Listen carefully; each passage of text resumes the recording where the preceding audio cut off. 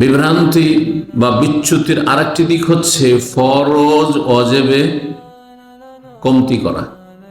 যারা নিয়মিত ইবাদতবন্দি করে তারা এতটা পারবে না যারা আবেগে ইবাদত করে তাদের সাথে কম্পিটিশন করে। কখনো নফল খুব সুন্দর করে করে আর কখনো ফরজ পর্যন্ত আদায় করে না। এগুলো হচ্ছে বিভ্রান্তি বিচ্যুতি। আসসালামু আলাইকুম রহমতুল্লাহ বারাকাতুহু। এগুলি হচ্ছে আমাদের বিষয়বস্তু, বিভ্রান্তি বিচ্যুতি এর ভয়াবহ পরিণাম। দুনিয়াতে আল্লাহর গজব, ক্রোধ, আল্লাহর রাগ সবসময়। আল্লাহ কখনো সন্তুষ্ট না। শিরককারী আর বেদাতির ওপর অসন্তুষ্ট আল্লাহ রাব্বুল আলামিন। আল্লাহর ক্রোধ, গজব নাযিল হচ্ছে। আল্লাহ রহমতের দৃষ্টিতে তাদের দিকে দেখেন না। এবং আখিরাতে তাদের জন্য জাহান্নাম রয়েছে স্থায়ী। মুশরিক কাফের যারা ঈমান ভঙ্গকারী বিদআতে লিপ্ত, আর অস্থায়ী জাহান্নামের শাস্তি রয়েছে, কবরে আযাবের শাস্তি রয়েছে। এমন বিদআত যে কবিরা গুনাহ বিদআত সেগুলি, কিন্তু সেগুলি শিরক কুফরির পর্যায়ে পৌঁছে না, কিন্তু শাস্তি রয়েছে। ভয়াবহ পরিণাম। বিভ্রান্তি বা বিচ্যুতির আরেকটি দিক হচ্ছে ফরজ অজেবে কমতি করা।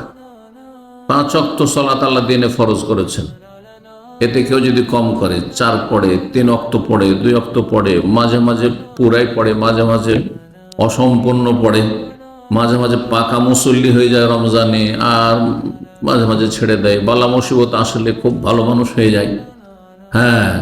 মক্কা মদিনা আসলে খুব ভালো মানুষ হয়ে যায়। জি, সারাদিন হারামে পড়ে আছে, যেটা আমরা পারবো না। যারা নিয়মিত ইবাদতবন্দি করে তারা এতটা পারবে না যারা আবেগে ইবাদত করে তাদের সাথে কম্পিটিশন করে।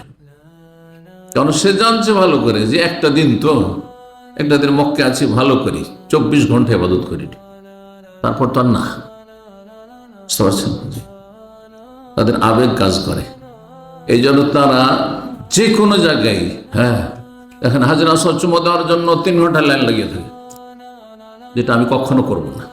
কারণ আমি জানি যেটা সুন্নাত কাজ, এর জন্য 10 মিনিটও লাইন লাগাবো না। কথা বুঝতে পেরেছেন? রওজায় প্রবেশ করার জন্য 2 রাকাত নফল পড়ার জন্য এবার মদিনা একজন বলছে 3 ঘন্টা লাগে। 3 ঘন্টা বসে থাকতে হয়, এত টাইম লাগে। আর তাও পাওয়া যায় না, হয়তো রাত 2টা 3টাতে টাইম পাওয়া যাচ্ছে, ঠিক আছে, সারা রাত জেগে আছে ওর জন্য।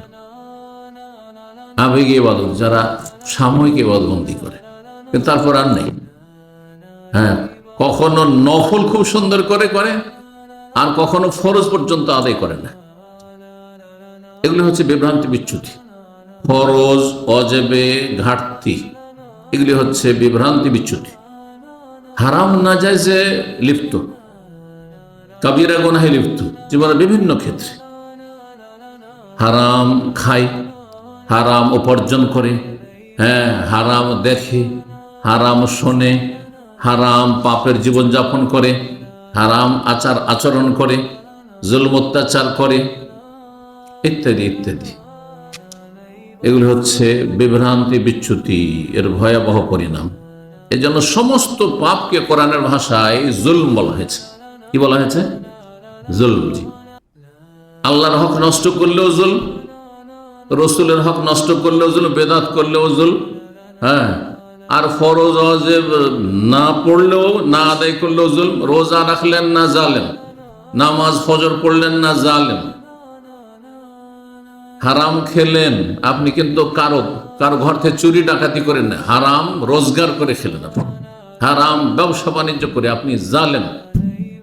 আল্লাহ কোরআনে কয়েকটি আয়াতে ইরশাদ করেছেন, ইন্নাহু লা ইউফলিহু যালিমুন, নিশ্চয়ই জালেম কখনো সফল না।